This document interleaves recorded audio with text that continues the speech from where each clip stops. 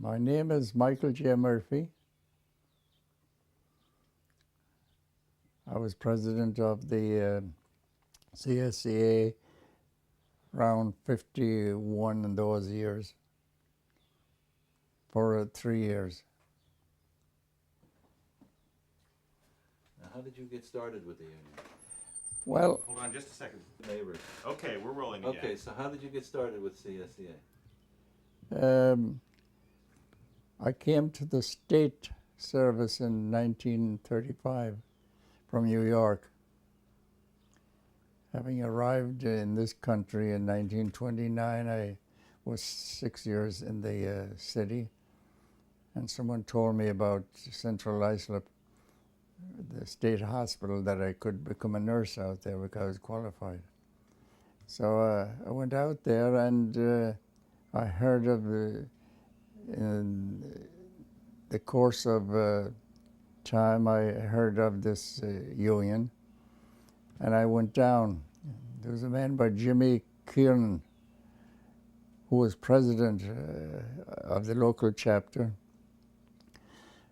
And from that first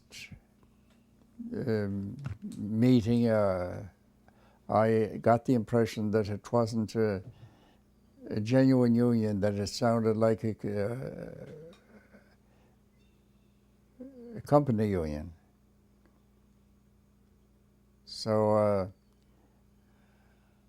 I followed through, and the course of things began to change after a while. There was a little more opposition to his thinking. And then we started in and getting the things we wanted for the employees.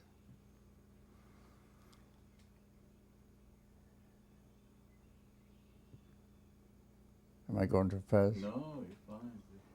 Tell me more about Jimmy Kiernan. What was he took the company side more than... Well, he was on the company side. He wasn't on the union side, no. He was on the union side, company union side, if you get what I mean. In other words, the director of the hospital wouldn't want any opposition to his running of the hospital. And as an employee of the union, you could point out what was wrong. They didn't want that. So how did you change things? What did you do? Well, in the course of time,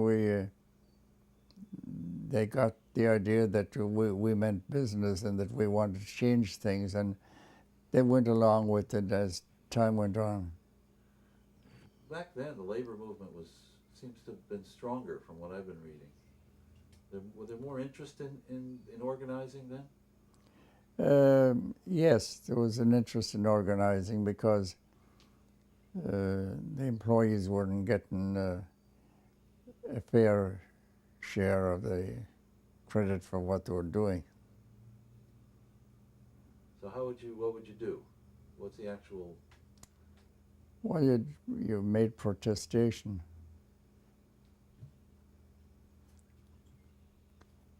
And then we had a personnel director later on. He was very good, and we met with him. It started that way. I took our grievances to the personnel director, Neil Walsh, and he was good. Now, what would he do when you give him your grievance? He'd investigate and find out what was wrong and have it corrected. Now, was there any activity on the part of the state of New York in helping the union, or were they on the company side? How did that work? No, there was no state of New York didn't interfere. So you started as, what was your title with the union? I mean, were you a shop foreman? Were you... No, I was just a member. Started as a member. And you were a nurse at the center? No, I wasn't. I was, my job afterwards was budget director for 10,000 patients. There was 5,000 women, 5,000 men, roughly. and had to budget for their clothing, everything they wore from inside out. And what year was that? That was 1953 till I retired. The other year, Go ahead. the other year before that, I worked in a lesser job in the warehouse. I worked both in the office, main office, and the warehouse. How many people were employed? In the warehouse, you must be 10 or 15, I guess. And were they all active in the union or just you? Or they weren't. Some were in the union, some were against us. We had another organization, I forget the name of it now, that was bucking us. But we came through as the respected union eventually. Why did that? How did that happen? You were the respected union. What made the difference? Well, the others were too radical. They were like those, what do you call them? They had some big long letters to them. And I'd have to be reminded of that part. I can't recall it. What else do you remember about the early days there? About the union, I mean, talking about the union. Well, they weren't impressive. It's later on, as time went on, from 35 when I got there, as time went on, it developed. The union got stronger. The CSEA got stronger. Now, CSEA actually started in Albany, right? I mean, Yes, it was founded in Albany. How did it get down here?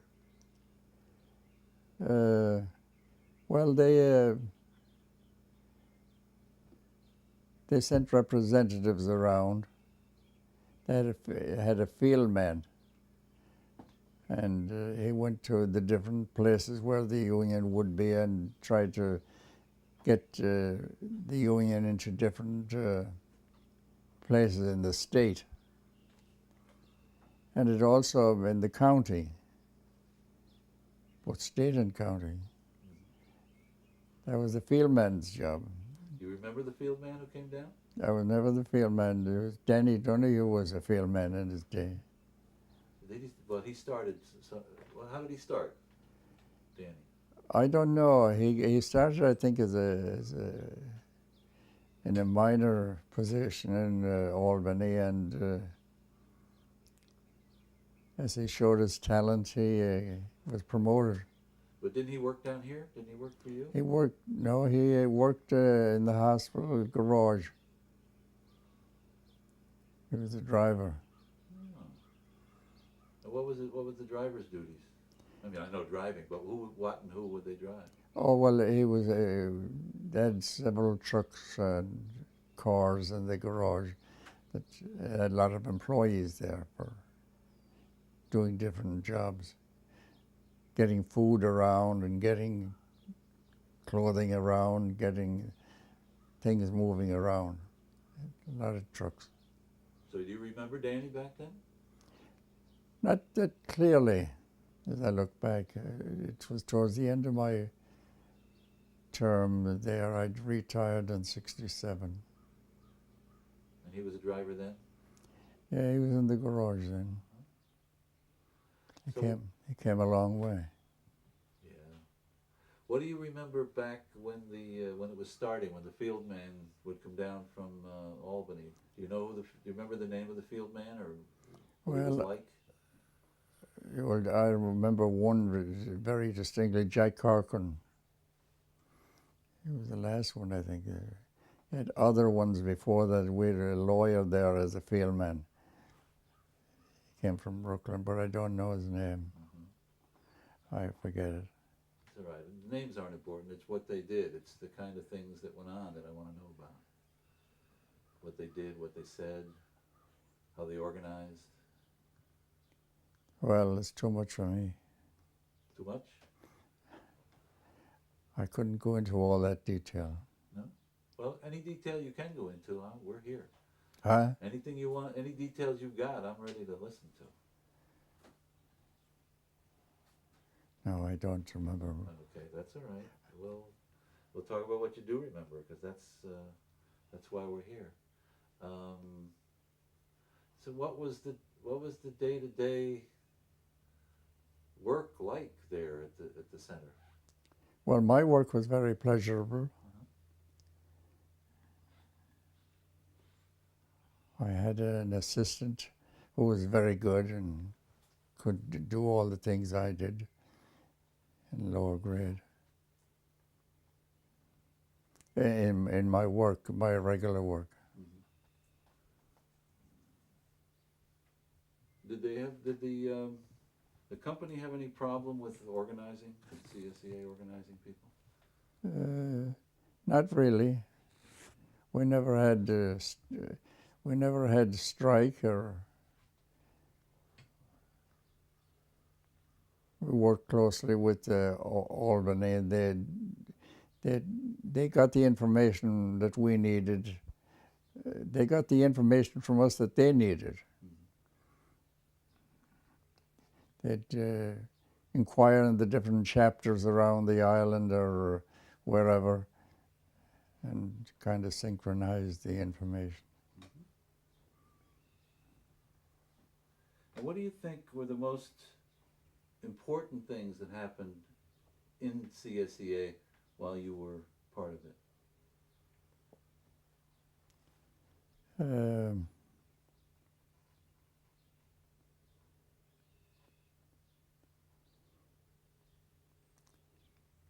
It's hard to say. Well, do you remember any stories, any people, any funny things that happened? Well, take for instance, there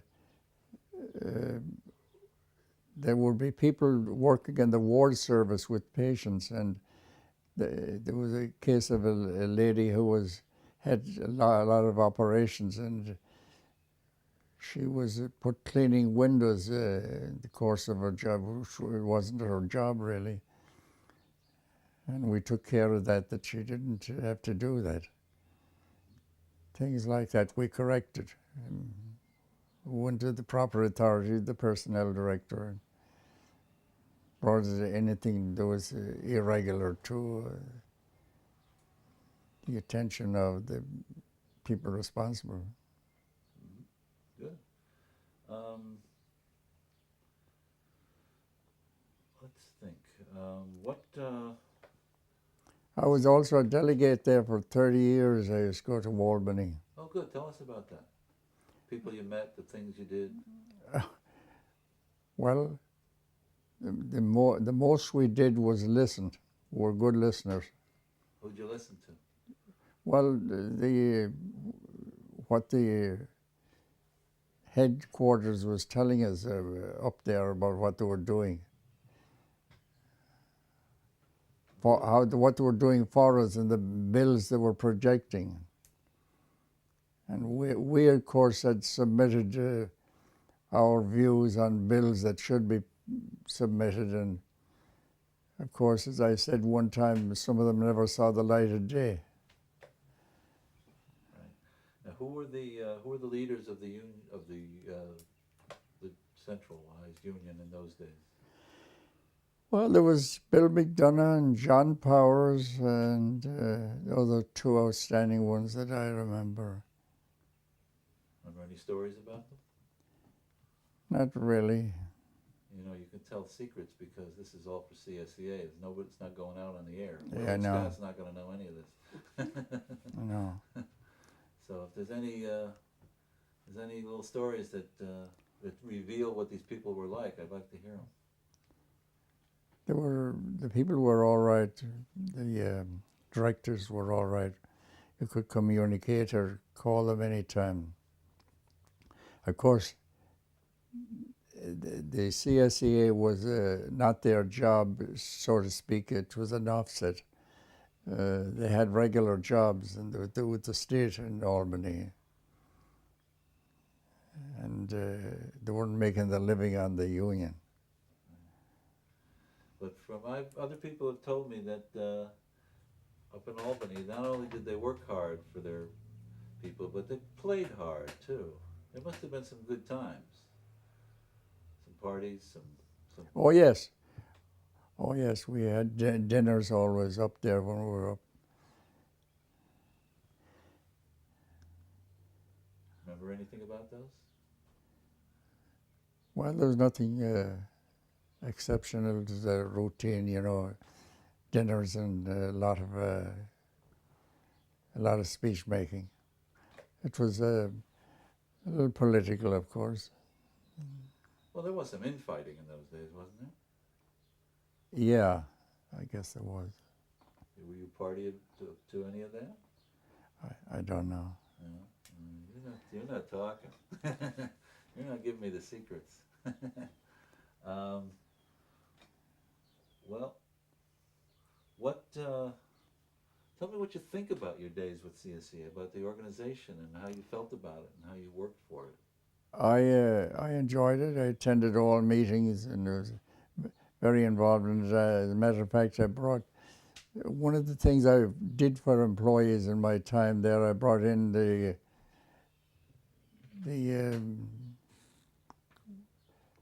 what was that insurance company? The Blue Cross. I had the Blue Cross introduced and to cover the employees. They joined up and I collected the money from them and sent it into New York as where the agency was collecting. And then I was president of the credit union, and we finally turned the collection of the dues to the credit union. And the girls in the credit union collected the money and I sent it in. And then there was something else I did there. Well, that was Blue Cross was Blue Cross Blue forward. Shield. Yeah. Blue Cross Blue Shield. Right. So what were the health benefits like before that? They didn't have any coverage. That's a big step. So those were the things. And then with the credit union, of course, they were able to borrow to the federal credit union. They were able to borrow money and pay it back month by month in small amounts. So basically, improving life for people, for the union members. That's big. Now, when did you start the Blue Cross? What do you remember? What time? What It was year? around the 50s, I guess. That's good. That's very good. I like that. So what other things are you proud of in your CSEA career? Because those are important things. How often did you go to Albany? Well, maybe 2 or 3 times a year. Oh. And later with the retirees, after the retirees came on, I was also delegated to the retirees. I went up there. And it was not easy to introduce the retirees. The people weren't really enthused that much about it, so you had to get a few together and develop from there. You could hardly get enough of officers to take the job, unless you gave it to some one that knew nothing, just a perfunctory. Sounds like you never did nothing. You always did. You sound like you were very, very involved. I was quite involved. Yes, I was out a lot while I had 4 children. So your philosophy of It's to unionism. reach out and help people. Well, it seems to me. I mean, we've been interviewing people about CSEA and the history and how they got where they are, and it seems to me that that's the reason for the success. Yeah. Sums it up very nicely. What do you think? Do you think it's going to continue in the future, and how? As I see it now, it seems that way that it will continue, that it's a stable union. How big was the union in the 50s? How many people? You mean the entire? That represented, yeah. How many union members? Oh, it's hard to say. I couldn't give you a figure on that. Maybe 100,000, maybe. I wouldn't speculate. You know, but now it's 250,000. Yeah. Did you ever think it would be that big? No, not that much in those years. It grew and grew gradually, like every such thing. Well, you either grow or you shrink. You know. In this case, it grew, and I think you think it's going to continue to grow? Oh yes, it'll continue to function. I think it'll continue to function. They have a good man at the head of Danny Donoghue. He seems to know what he's doing. He didn't come to the top without having the talent. He started low and climbed up all the way. So he must have produced. Well, you got to be the head of your unit. How did you do it? It wasn't hard. I was popular with the employees. Because? Well, it was more or less an Irish community, you might say, in Central Islip in those years. Before civil service came in 43, competitive civil service for the ward service. And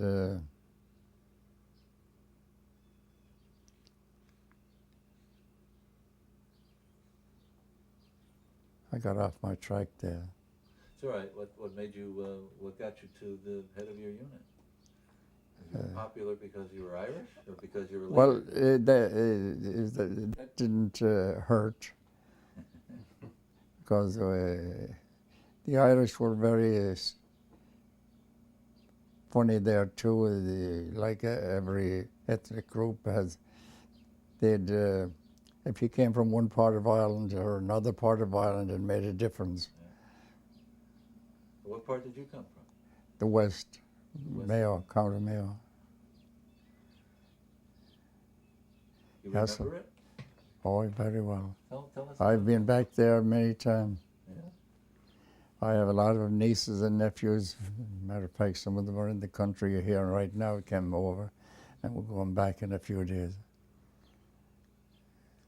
So how old were you when you came to America? I was 27. 27. So what was life like there and here? What was the difference? Well, I was in London for 5 years before. I was teaching there for 5 years. So you came here as a man of the world.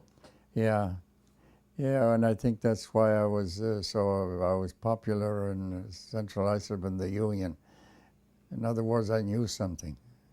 Exactly, right. We used to have a guy who would talk off the top of his head and give false information at the meetings, and I'd have to get up and say, "I'm sorry, but your president is conveying you the wrong. I'm sorry that I have to say this, Tom," or whatever he was.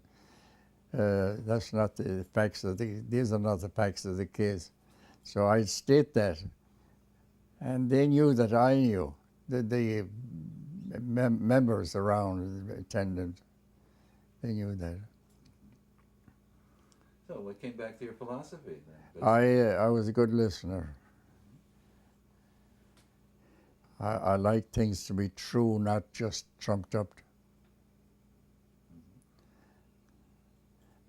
Like I have with some of the media today. Oh, tell me about it, yes. Well, I think people respond to the truth. They really do. And that's what they want. That's what Yeah. they hear. Even if it's not always pleasant. Yeah, right. Yeah. You got any messages for the future for CSEA?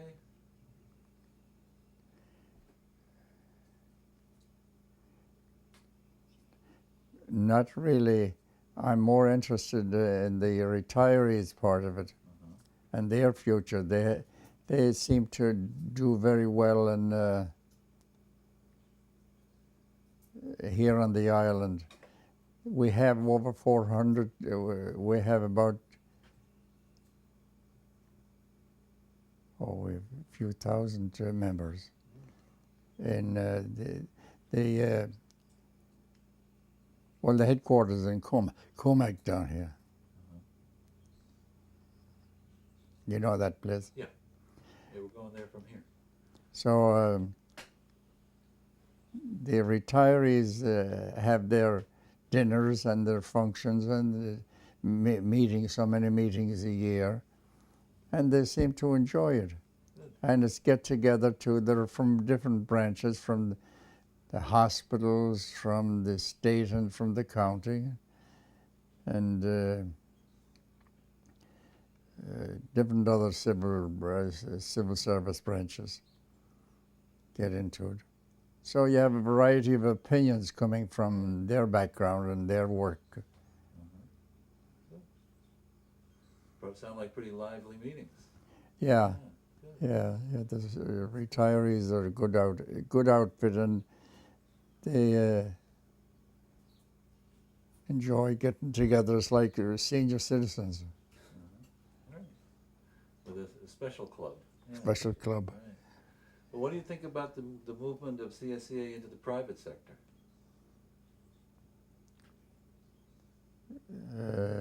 I have no opinion really on that. Okay. I just wondered if you did. You got any opinions on anything else? Because I'm here to record. Yeah, my opinions are getting limited all the time. Well, if you have any memories of people, places, or things, this is the time to tell me about them. I'm sure you've been thinking about it since I called you. Just when you're gone, I might think of them. You know what? We'll come back. You want to take a break, or do you want to? No, actually, there's not too much left. There's not too much left out. Okay. Not too much. Okay. Let me ask you. I've asked you what you're most proud of. You look back at CSEA. What are you most disappointed by, CSEA? if anything? I was never disappointed by CA, actually. I used to write articles in those years, and certain things I'd protest that they weren't doing enough for us. I'd write those articles in there was a civil service paper which originated in New York, downtown. And they used to print up those letters. So I used to write occasionally on items we needed, that the employees needed, or improvement on their circumstances of work and so forth. Did you get most of them? Yeah, it had effect. Good. It had effect. They listened. Good. Well, it sure sounds like a good organization to me. I mean, I've worked for it, but I've never been part of it. No, It just sounds like it's grown naturally and it's growing. Yes, growing doing naturally. what it's supposed to do. Then they hooked up. I think they hooked up with another bigger federal union in recent years.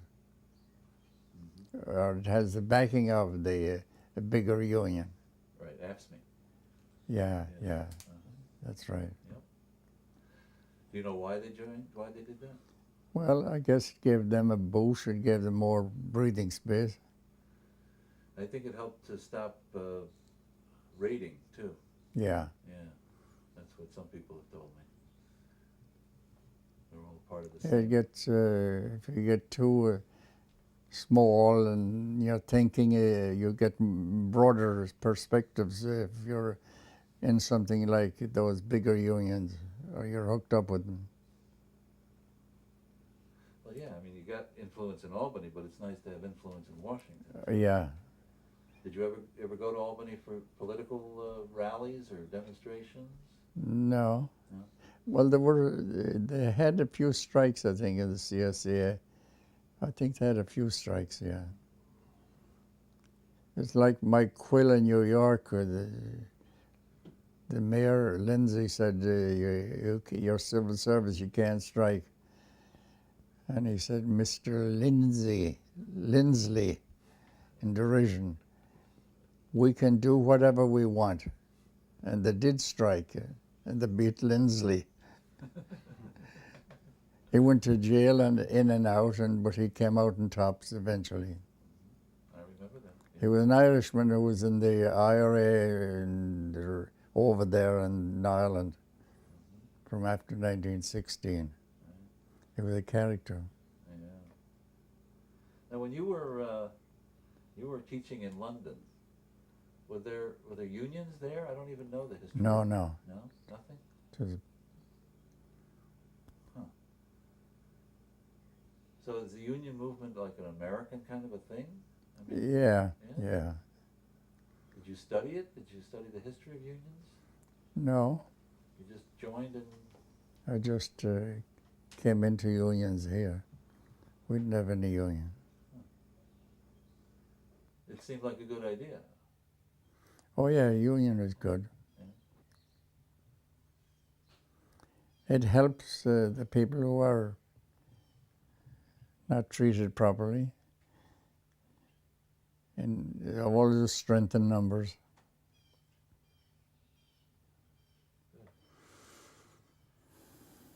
All right. Anything else you want to tell us? This is the time. Although I said we'll come back if you if you want us to. This must have been some great times back then. No, that's about the sum and substance of it at my age. Well, we appreciate it. I'm really glad we got to talk to you, and it's a privilege and an honor. Thank you. Thank you.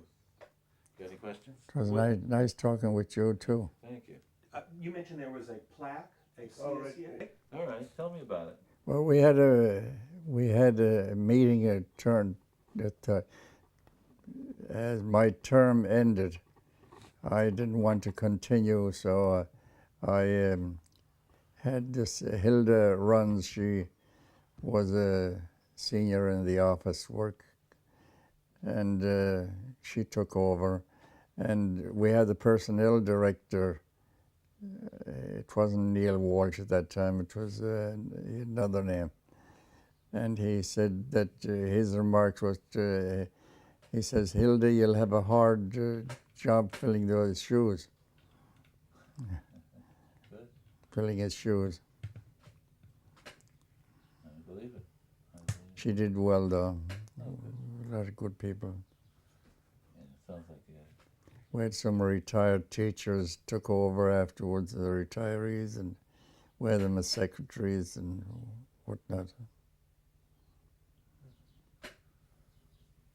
Okay. All right.